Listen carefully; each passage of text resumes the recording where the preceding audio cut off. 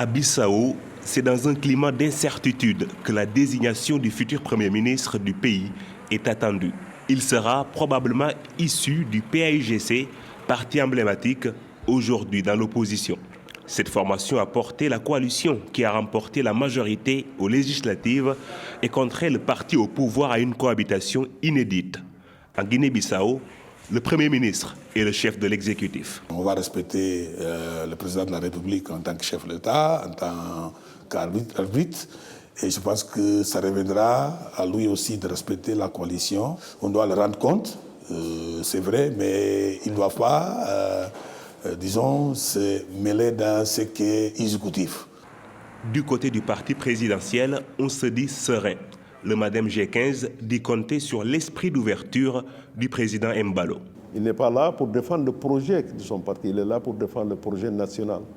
Alors, pour ça, il n'y a pas vraiment espace de dire que le président va être un trahir entre lui et avec le parti qui est au pouvoir.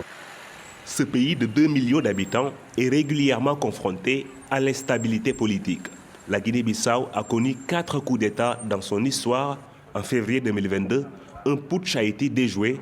Depuis, la situation reste volatile. S'il n'y a pas d'entente entre le président Embalo et le nouveau gouvernement, cela peut impacter négativement le fonctionnement du Parlement qui tomberait dans une crise et le président Embalo aura donc des éléments suffisants pour dissoudre le Parlement et organiser des législatives anticipées.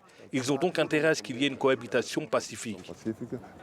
Épuisée par des années de crise, la population, elle, invite le futur Parlement à se pencher sur les priorités du pays, telles que l'éducation, la santé et l'emploi des jeunes.